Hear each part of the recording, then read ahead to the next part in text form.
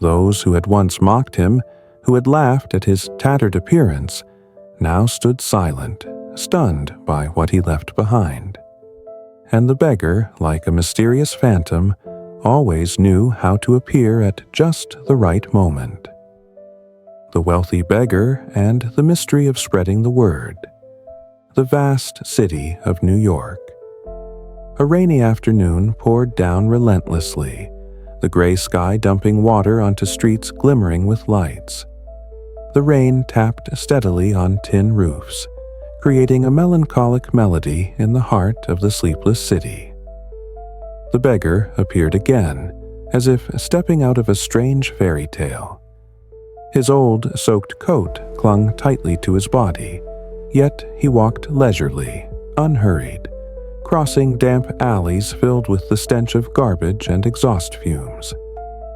At the end of one alley, a small hot dog stand emerged, its faint, golden light spilling out through a steamy glass window.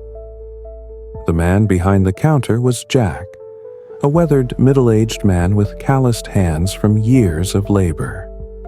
He carried trays of steaming hot dogs to the counter, his eyes brimming with unspoken exhaustion and despair. Jack's hot dog stand had stood for over 15 years, once a beloved spot for locals. But now it was just a fading shadow, its customers dwindling day by day. Under the awning, a group of people sheltered from the rain, their mouths buzzing with chatter. "His hot dogs are good, but selling like this, he'll starve," one said, his tone laced with pity. "Nowadays, people order everything from home. Who goes out to buy hot dogs anymore?" Another chimed in. "And yet he's so stubborn, refusing to sell online, saying hot dogs have to be eaten hot to taste good." A third scoffed. Just then, the beggar stepped in, his torn shoes leaving wet streaks on the floor. The crowd immediately began whispering, their eyes turning to him with the usual mockery. "There's that crazy guy again," one muttered. "What? You gonna teach Jack how to sell hot dogs now?" Another laughed loudly. "He's here to play the clown again," a voice called from the corner. The beggar paid no mind to the jabs. He walked straight to the counter, his sharp eyes fixed on Jack, and spoke in a low, simple tone. "How many do you sell a day?" Jack looked up, slightly startled but still answering. "About 300. "How much profit do you make on each?" "About $1. The beggar gave a faint smile, a mysterious glimmer crossing his weathered face. "So, if I told you you could sell 3 times that amount without hiring a single extra hand, would you believe me?" This time, the whole crowd burst into laughter, their guffaws drowning out the sound of the rain outside. "This guy's beyond help," one shouted. "3 times? Unless he opens 3 more stands," another taunted. "What? He's going to make his wife and kids work all night or something," a voice added. Jack smacked his lips, shaking his head with weary resignation. "I'm too old to keep up with modern business tricks. I can't open branches, can't hire more people, and can't make hot dogs any faster." The beggar locked eyes with Jack, his voice dropping into a cryptic whisper. "You don't need to make more hot dogs. You just need to make your hot dogs spread themselves."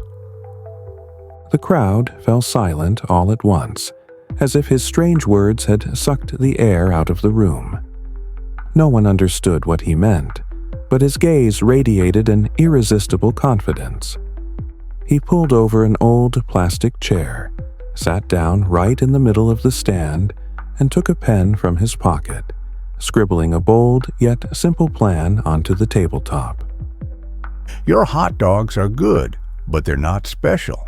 Starting tomorrow, create an exclusive hot dog, only available here. Stop selling the $4 ones. Sell the new one for $8. With every hot dog a customer buys, give them a smaller one free. Call it the Hot Dog Challenge.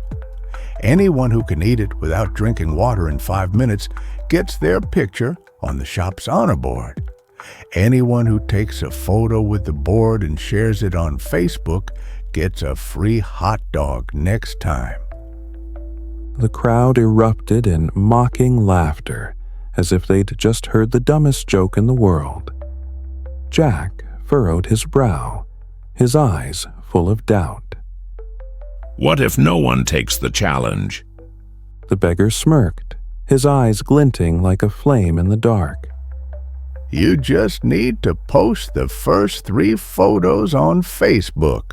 I'll be back in a week. And then, like a ghost, he stood and stepped out into the rain, vanishing into the dark alleys. The first 3 days passed, and the stand remained as quiet as ever. Nothing changed, and Jack began to think the beggar was just a braggart. But on the 4th day, something odd happened. A group of students walked in, ordering the special $8 hot dog. One of them tried the Hot Dog Challenge. The group roared with laughter, filmed a video, and posted it on Facebook, their shouts echoing through the stand.